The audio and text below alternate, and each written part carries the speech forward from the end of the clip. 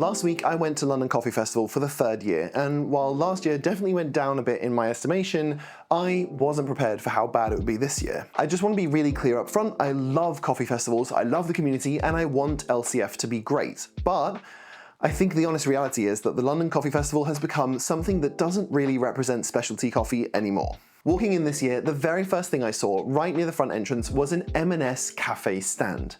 That's Marks & Spencer's, the supermarket. To me, that was a massive red flag waving in my face going, this is not about specialty coffee anymore. But as I walked around the first floor, or second floor, I'm not too sure, it's a bit of a maze in there, I swear I could count the actual coffee-related booths on one or two hands, which I'll show on the screen right now.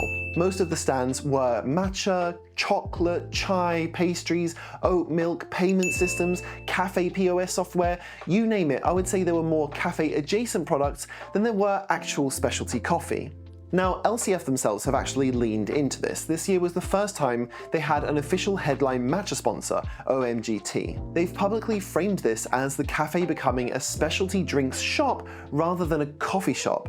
And look, the cafe industry is changing. Plant-based milk is like 35% of all the milk volume in cafes in the UK. Matcha is huge. Cold brew has its own dedicated competition now. These trends are changing what people buy at cafes. But there's a difference between a coffee festival that acknowledges those trends and a coffee festival where coffee is now just a small section of what's being called a coffee festival. There's a reason that this is happening, and it's not malicious, it's just money. The cost of a stand at LCF has gone up significantly. While you could get a tiny table for a couple hundred in a back room where nobody will find you, if you want to get a stand in the Roasters Village, it's going to set you back around $2.5 grand.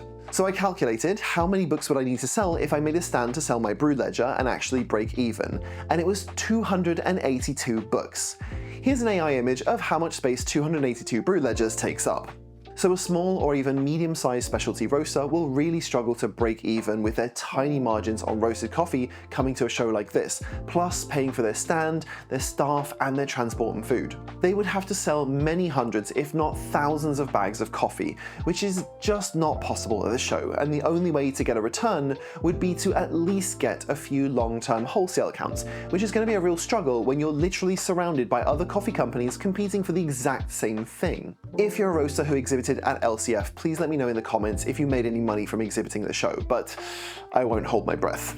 So if you're a small roaster doing 50 to 100 kilos a week, the maths just doesn't work. You can't justify several £1,000s for a stand when the exposure just isn't translating to enough new wholesale accounts or even direct sales. The people who can afford the stands are the bigger players, the matcha brands, the oat milk companies, the payment processors, companies that aren't selling a single origin Colombian at £12 a bag. They're selling B2B services or commodity products with much higher margins. The more the floor fills up with non-specialty exhibitors, the less reason a serious specialty drinker or buyer has to go, which reduces the audience that small roasters actually want to meet, which makes it even harder to justify a stand. So they don't come, and the floor at LCF gets even less specialty focused. The other thing worth mentioning here is that LCF used to be organized by Allegra Events, who were specifically a coffee events company. In 2022, it got taken over by William Reed, who are a much bigger digital publisher across the food and drinks industry. Their first show was LCF 2023, the first one I went to after moving home from Japan. Maybe there were just more of the same kind of people booking that event because I genuinely enjoyed the first year I went in 2023, but now in 2026 the change is very, very visible. Now, I want to be fair to the specialty guys who did show up, because there were some genuinely great stands this year that deserve a shout out. I really enjoyed Terraformer Coffee, who are doing some really great coffee, and the people on the stand really knew their stuff. Brewing Dealers from Malaga were there too, one of my favourite roasters in Spain, and lovely, lovely people. And Coffee Buff near the Latte Art Live booth was phenomenal. Their anaerobic natural Ethiopian was delicious. Latte Art Live was also a lot of fun. I threw down against the UK Latte Art champion Barista Benji with a Peggy pour, and I think I was the only person to lose to him despite him having big handicaps. And there was an interesting thing happening just outside the festival itself, which is that some exhibitors are now skipping the show entirely and doing pop-ups in nearby coffee shops during the LCF weekend instead. I went to check out the Fellow One machine at a shop nearby, and the experience was actually better than most of what was happening inside the festival. It's quieter, more focused, you could actually have a proper conversation with the people behind the product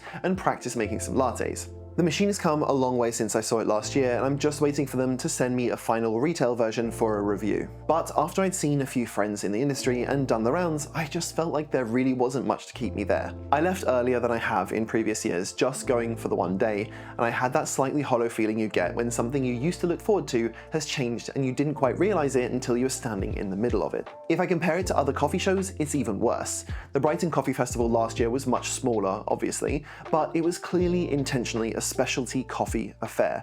The roasters who were there were properly invested in being there. The conversations were better because I was talking with the company owners and the roasters, not paid expo baristas who aren't connected to the product. The coffee was much better and the vibe was more kind of nerdy, enthusiastic, slightly chaotic kind of energy that good coffee events always have. And the Madrid Coffee Fest this February was just on another level. There were so many specialty roasters that I genuinely couldn't get round to all of them in a single day. I had to go back for a few hours before my flight and do another day just to check out some of the bits I missed. The whole event was buzzing with this excitement about where specialty coffee is going in Spain, what new producers were doing, what new processing methods being tested, and all of that stuff. And the difference is that those shows were still primarily for coffee people.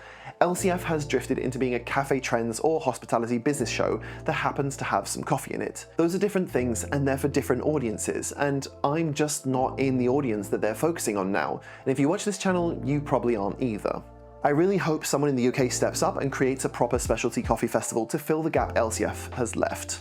There's always London Excel if someone wants to go big and make a show that really caters to the specialty crowd. The demand is clearly here, and quite a few of the coffee people I spoke to at the show and afterwards had the same opinion as I do. The Coffee Masters competition is still really cool. Latte Art Live is great, there are still great people there, and I don't want to criticize those who genuinely care about specialty coffee and driving the industry forward. It's just that LCF is not really for me anymore, and I don't think I'll be going next year. But what do you think? If you went this year, did you have the same feeling, or do you think I'm being too harsh? And if you've been to a coffee show recently in another country that you think is doing it right, please drop it in the comments because I'd like to start planning trips around the good ones. And if you want to support the channel so I can keep burning every bridge in the coffee industry so I never get paid work again, you can buy my Brew Ledger from the link in the description. It's on Amazon with Prime delivery in 13 countries, lots of really positive reviews, and every copy sold keeps this channel alive. Thank you so much for watching, you wonderfully overcaffeinated people, and I'll see you on the next one.